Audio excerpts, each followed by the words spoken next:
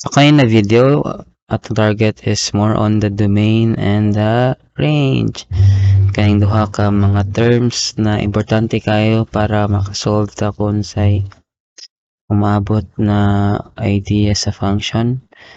So kaning domain actually by definition, this is all about the set of possible values of the first coordinate. One bottom line sa domain. So the first coordinate, also known as the x na coordinate. So simple, but the keyword here is set. Therefore, all the possible possible values of x is being called or gitawag siya og domain. In comparison to range, ang range kay mo ni ang ato ang set of all possible values of the second coordinates.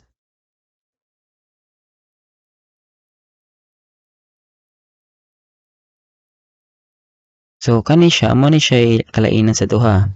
Ang usa ganin na first man to karon ang pasabot aning y, the range is y. So kung ato ni siya kung ang duha ka terms itong itupad, inanirang yung idea.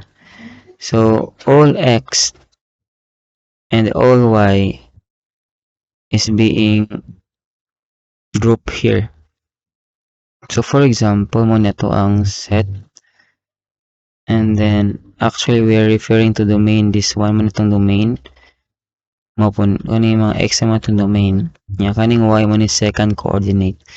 So for an example, we have here a graph.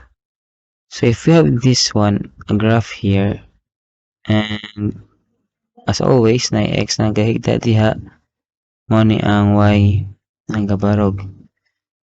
Then if ever, natay mga terms din hinay, mga numbers diha, unya, natay mga points. May points din hinapita, may points diha, and so on and so forth. So for example, ang concept sa domain and range can be capsulate, masudra gisi sa usa lang gid ka idea, and 2 steps. So na siya natay gitang duha ka steps. Step 1 is to make or to create a table of values. May step 1 about sa table of values na to. And ang step 2 na to is about the idea of set notation, wherein we are actually separating the range, the domain and the range by set, and then maginanita. So muna siya idea niya, and you only have 2 steps. So let's apply this one here now. Sa graph, taas-taas tagbuhatonon sa graph kay mag-focus magitaan ni pinakauna sa mga given diha. So if here sa first, for example, kani siya, mani siya ato yung pangalang A, B, C, D, E. So natin upat ka, lima ka mga points diha.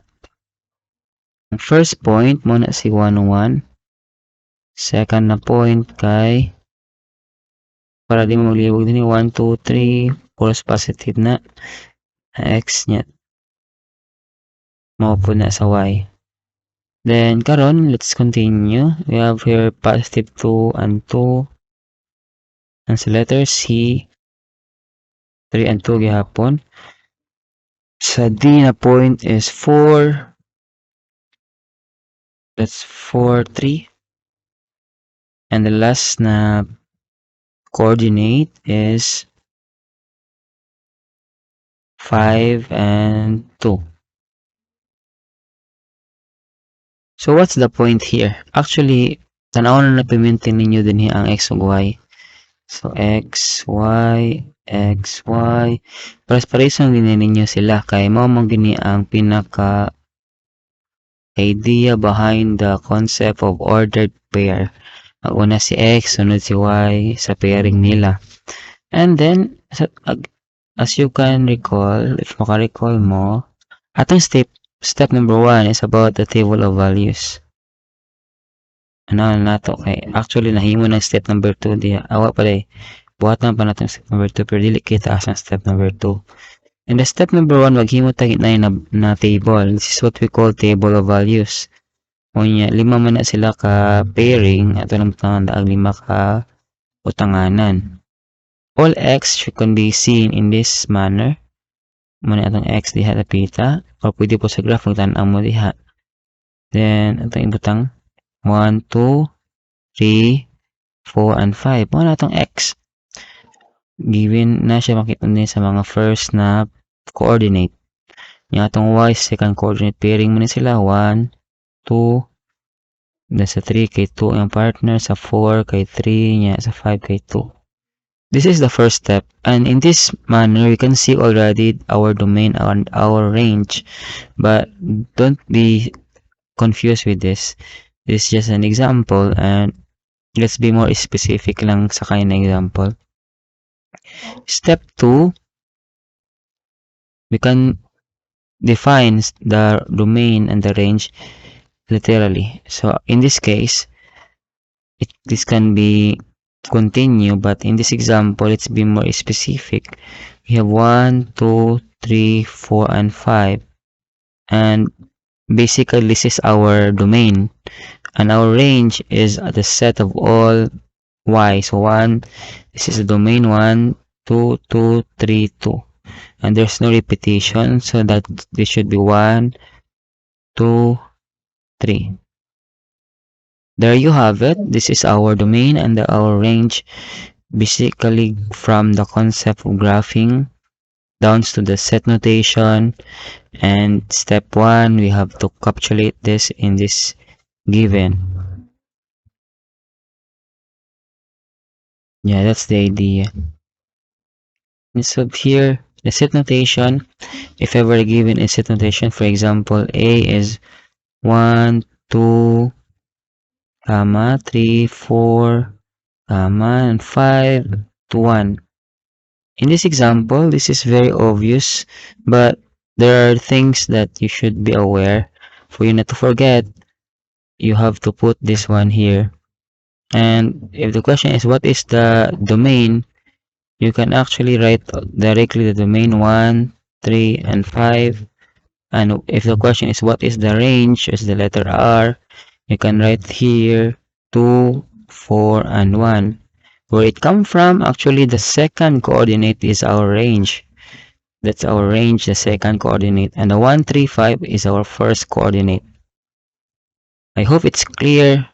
And if we go back to the first example again, this is all about the x here. This is the domain.